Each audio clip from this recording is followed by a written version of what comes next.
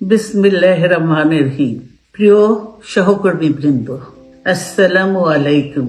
আজ দীর্ঘ 6 বছর পর আপনারা আবার একসাথে ফ্যাসিস্ট মুক্ত বাংলাদেশে একত্রিত হতে পেরেছেন। সেই জন্য আল্লাহর কাছে হাজার শুকরিয়া আদায় করছি।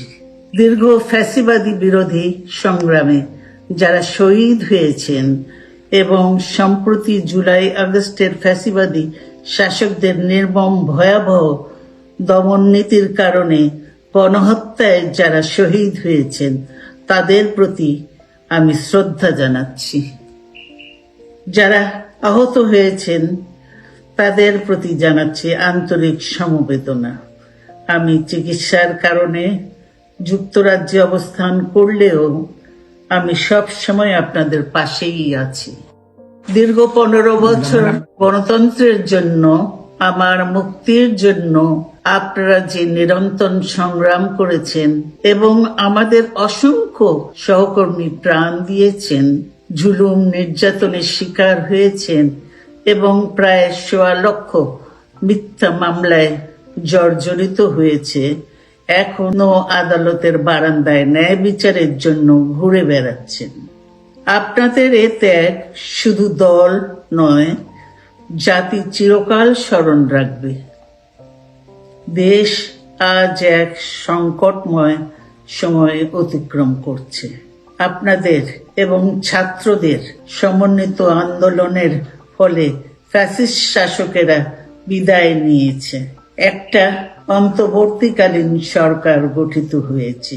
তাদের কাছে জনগণের প্রত্যাশা রাষ্ট্র মেরামতের ন্যূনতম সংস্কার দ্রুত সম্পন্ন করে গণতান্ত্রিক ব্যবস্থায় ফিরে যাওয়ার জন্য সকলের কাছে গ্রহণযোগ্য একটি নির্বাচন অনুষ্ঠান সম্পন্ন করা।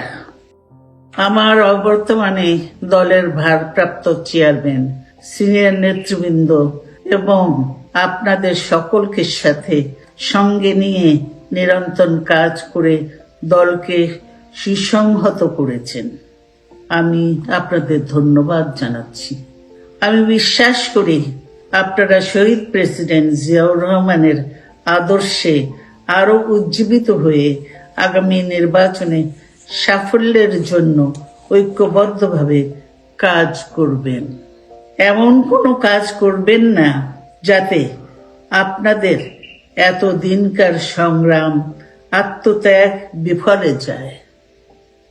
আমাদের সব সময় শহীদ প্রেসিডেন্ট জিয়াউর রহমানের সেই উক্তি মনে রাখা দরকার, ব্যক্তির চেয়ে দল বড়, দলের চেয়ে দেশ।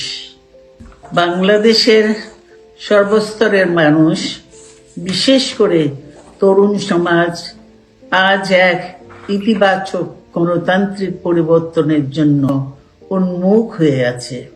ক্ষুদ্র ক্ষুদ্র সংকীর্ণতা ভুলে দেশ ও জাতির বৃহত্তর স্বার্থে আমাদের কাজ করতে হবে।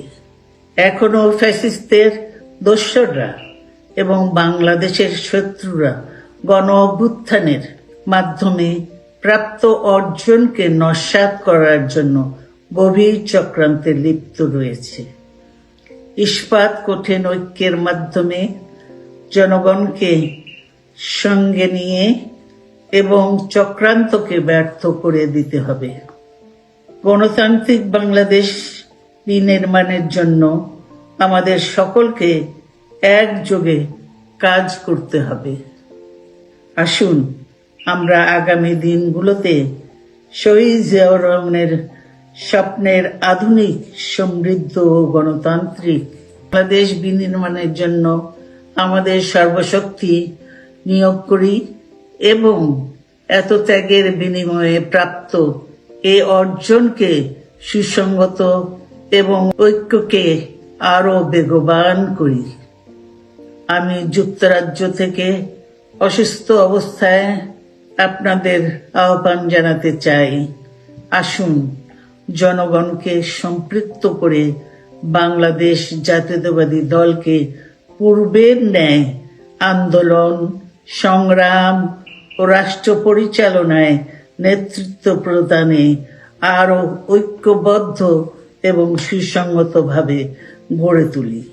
আপনাদের মাধ্যমে ছাত্র, যুবক সহ দেশবাসীর কাছে আহ্বান রাখতে চাই, আসুন প্রতিহিংসা, প্রতিশোধ নয়, পারস্পরিক ভালোবাসা ও ভ্রাতৃত্বের মাধ্যমে আমরা সকলে মিলে আমাদের প্রিয় মাতৃভূমিকে, বাংলাদেশকে সত্যিকার অর্থেই একটি বাসযোগ্য, উন্নত ও গণতান্ত্রিক রাষ্ট্রে পরিণত করি।